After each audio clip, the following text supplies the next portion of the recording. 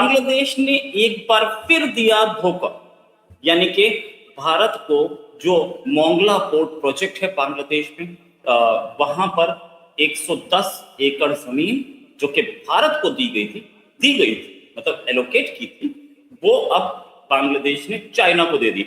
110 एकड़ जमीन है, चाइना की स्टेट रन कंपनी को दिया है डेवलपमेंट के लिए। ये बांग्लादेश का सेकंड लार्जेस्ट सी पोर्ट होगा और सिर्फ 188 किलोमीटर दूर कोलकाता से, जो कि इसे बड़ा स्ट्रेटेजिक बनाता है। अगर इस पर बात करें तो ये चाइनीज जो प्रोजेक्ट अब बनेगा वो मैन्युफैक्चरिंग यूनिट्स लगाएगा, यहाँ पे वेयर हाउसेस बनाएगा, लॉजिस्टिक्स फैसिलिटी बनाएगा और एस्पियोनाज यानी कि जासूसी के लिए भी यहाँ पे प्रोजेक्ट्स बनेंगे। बीजिंग ने अपने फुटप्रिंट्स वहां पे छोड़ दिए, इंडिया के एकदम पड़ोस में इससे पहले भी थे। यहाँ पर ये इतना करीब है भारत से कि ये एक खतरा बन, नो डाउट अबाउट इट। इसको एक इंडियन इकोनॉमिक जोन बनाना था, 2015 में प्रोजेक्ट किया था, उसके बाद 2025 में इसको डीलिस्ट करके अब चाइना को दे दिया गया है। बांग्लादेश और भी चीजों पे कुछ जैसे बोलते हैं सोच विचार कर रहा है, जैसे तीस्ता रिवर प्रोजेक्ट वो चाइना के पास है और सिलीगुड़ी प्रोजेक्ट के आसपास भी चाइना को दिया जा रहा है। ये प्रोजेक्ट्स कितने डेंजरस हैं भारत के लिए, और खासतौर से बांग्लादेश क्या एंटी इंडिया गेम खेलना शुरू हो चुका है, इसी बात करने के लिए हमारे साथ ब्रिगेडियर शादेंद्र सर बहुत बहुत स्वागत है आपका हमारे शो में। सर, बांग्लादेश ने एक और धोखा दिया एक बार फिर से, ये प्रोजेक्ट तो इंडिया के पास आना चाहिए था सर। देखिए रोहित जी, ये एक बहुत ही बड़ा मूव है। मैं इसको एक बड़ा ही अलार्मिंग स्टेज की तरफ आपका ध्यान आकर्षित करना चाहूंगा। देखिए, ये स्ट्रेटेजिकली एक ऐसा इंपॉर्टेंट जगह है बांग्लादेश, जिसको हिंदुस्तान की जरूरत है, जिसको चाइना की जरूरत है, और आज की डेट में पाकिस्तान भी वहां एंट्री करता हुआ दिख रहा है। ये ऐसी लोकेशन है जो कि पूरे इंडियन ओशन को एक तरीके से, जो चाइना का सी लाइन ऑफ कम्युनिकेशन है, उससे लिंक करता हुआ। तो चाइना ने इंटरेस्ट दिखाया, और जिस तरीके से तारिक रहमान आज की डेट में चाइना के, उन्होंने 2 मेजर प्रोजेक्ट साइन किए। एक जैसा आपने बताया मंगला पोर्ट का साइन किया, और दूसरा तीस्ता वाटर पे किस तरीके से वो उस पे काम करेगा बांग्लादेश की मदद में, और वो बांग्लादेश के इलाके में होगा। लेकिन ये दोनों जो चीजें साइन हुई है, हिंदुस्तान के स्ट्रेटेजिक इंटरेस्ट को अफेक्ट करती हैं। मेरा मानना है कि चाइना जब भी किसी की मदद करता है, उसका वेस्टेड इंटरेस्ट कुछ और होता है। वो अपने इंटरेस्ट को साधता है और साथ में ऐसा लुक्रेटिव ऑफर देता है कि जो छोटे कंट्री हैं उसको वो डिनाई नहीं कर पाते। इसी के तहत उन्होंने जिबूती में अपना नेवल बेस बनाया। आज की डेट में पाकिस्तान का ग्वादर पोर्ट उनके आज की डेट में हिस्से में है, और साथ में हम्बनटोटा पोर्ट जो श्रीलंका का है वो भी चाइना का। तो आप देखेंगे एक जो पल्स ऑफ स्ट्रिंग के तहत जब वो काम करता है, तो वो म्यांमार का जो पोर्ट है चौक पीयू, उसको भी वो संचालित करता है। और अब जब मंगला पोर्ट भी उसके पास आ जाएगा, तो एक सीरीज है उसके पास पूरे इंडियन ओशन को डोमिनेट करने के लिए, और साथ में अपने सी लाइन ऑफ कम्युनिकेशन को सिक्योर करने के लिए। तो ये बहुत बड़ा प्रोजेक्ट है जिसको बांग्लादेश नहीं समझ पा रहा है। हिंदुस्तान ने इसी के चलते 2015 में देखिए मंगला पोर्ट को डेवलप करने के लिए एक एग्रीमेंट शेख हसीना की सरकार के साथ साइन किया था। लेकिन जैसे ही वहां पे सत्ता परिवर्तन हुआ, वहां के जो इंटरिम प्रेसिडेंट थे, उन्होंने इस एग्रीमेंट को कैंसिल कर दिया। और आज की डेट में जब तारिक रहमान गए चाइना, तो उन्होंने इस एग्रीमेंट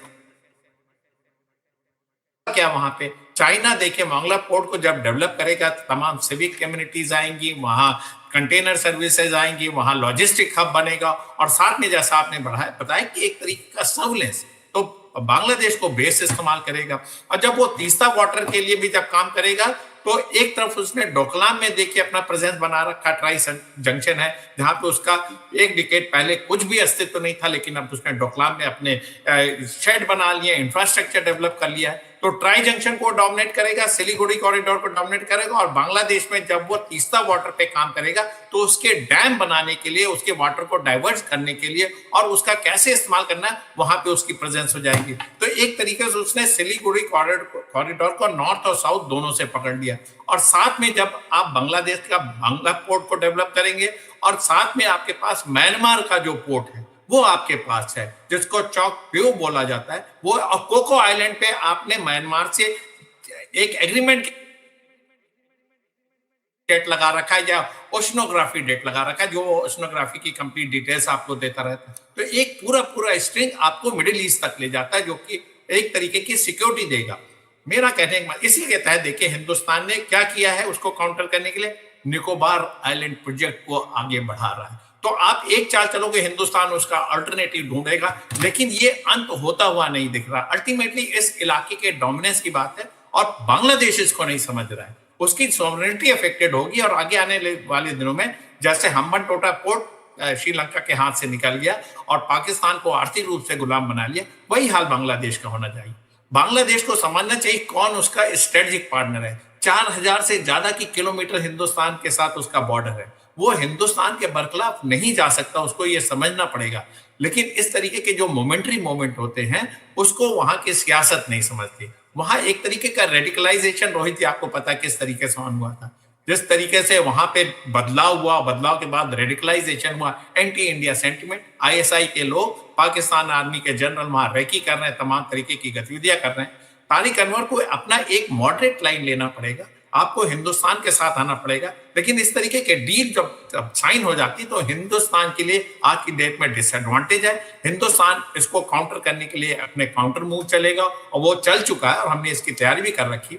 नॉट स्टैंडिंग दैट, अगर सिलीगुड़ी कॉरिडोर थ्रेटन होता है तो हिंदुस्तान के पास प्लान है कि सिलीगुड़ी कॉरिडोर को कैसे एक्सपैंड किया जाएगा, किस तरीके से उसको डिफेंड किया जाएगा। और नॉर्थ ईस्टर्न स्टेट को जहां तक डिस्टेबलाइज करने की बात है, वो ना तो चाइना के पास का है ना बांग्लादेश के पास का है। हिंदुस्तान की जो सॉवरेनिटी और इंटीग्रिटी पे अगर बात आएगी तो पूरा एक देश होगा, सारे रिसोर्सेज एक होंगे और हम इसको प्रोटेक्ट करने के लिए इंडियन आर्मी और इंडियन डिफेंस फोर्सेस सक्षम तो है सर, ये बात तो सही है। तारिक रहमान जो प्राइम मिनिस्टर है बांग्लादेश के, वो पहले दिन से इंडिया के खिलाफ दिख रहे थे और वहां से बातचीत भी हुई, फॉरेन मिनिस्टर भी आए, फिर भी कुछ गेम नहीं बन पाया। इनका पहला विजिट भी चाइना की ओर ही था। क्या ये अपनी मदर के फुटप्रिंट्स पे चल रहे हैं और क्या बांग्लादेश इंडिया के एम्बिट से बाहर निकलता जा रहा है सर? देखिए, मेरा मानना है कि तारिक रहमान को अपने स्टैंड को थोड़ा मॉडरेट करना पड़ेगा। आपका सबसे अहम पार्टनर हिंदुस्तान था, हालांकि आपने पहली विजिट हिंदुस्तान ना करके मलेशिया गए, फिर आप चाइना गए।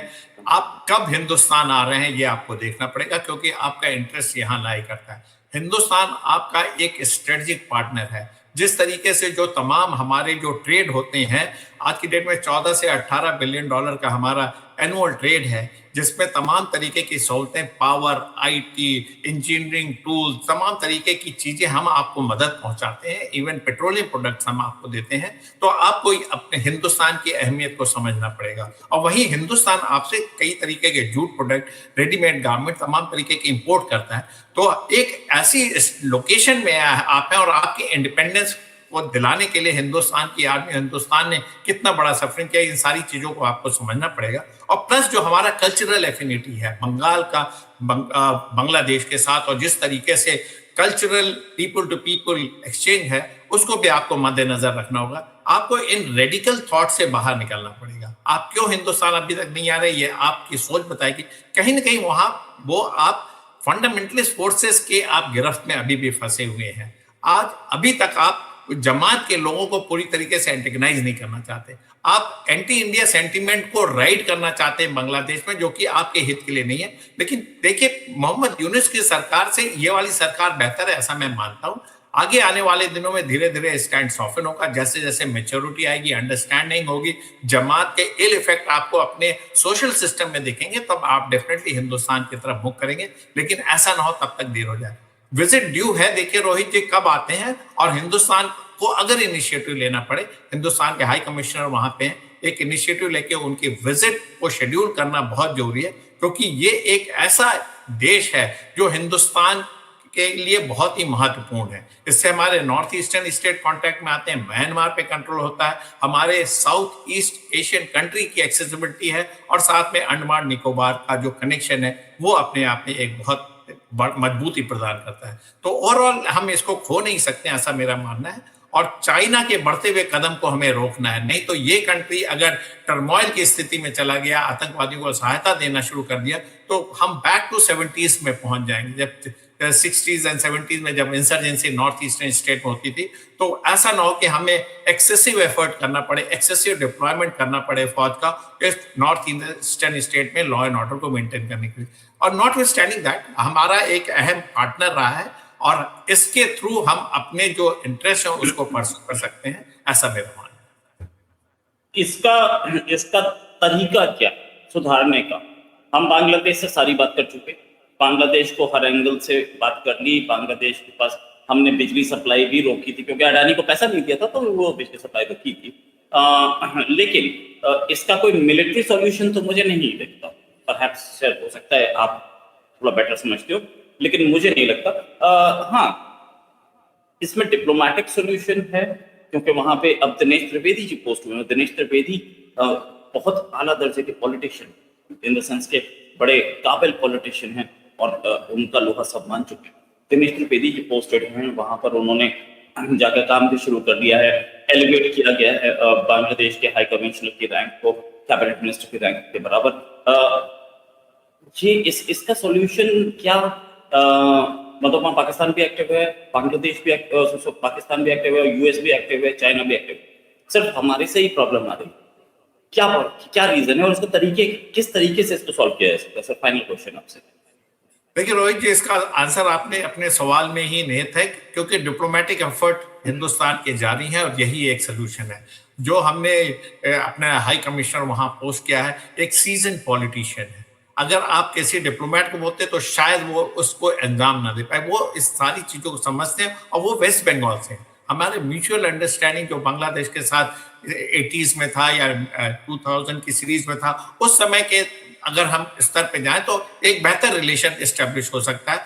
इसी वजह से उनको वहां पे हाई कमिश्नर भेजा गया है। वो इस पे बृहद रूप से काम करेंगे और साथ में economic is the only field, economics is the only thing. आपको ट्रेड बढ़ाना, आपको तमाम तरीके उनके सामान इंपोर्ट करने हैं। एक जो नेबरिंग कंट्री को जो विशेष दर्जा दिया जाता है वो आपको देना पड़ेगा और डिप्लोमेटिक एफर्ट के साथ साथ आपको तमाम तरीके की टाइज को बढ़ाना पड़ेगा। जो इसमें खटास आ रखी थी, देखिए शेख हसीना हिंदुस्तान में असाइलम में वो कंटिन्यू रहेगा, उस पर कोई कॉम्प्रोमाइज नहीं होगा, लेकिन उसको आप कितना डाइल्यूट कर सकते हैं through trade, business, education, people to people contact, इस पे आपको ध्यान देना होगा। और साथ में जो एक मिलिट्री कोलैबोरेशन भी होता है। बांग्लादेश के आर्मी के ऑफिसर हिंदुस्तान में ट्रेन होते थे, हिंदुस्तान के आर्मी ऑफिसर वहां जाके कुछ कोर्सेज करते थे। इस तरीके का एक्सचेंज प्रोग्राम को आपको और इंपॉर्टेंस देना पड़ेगा।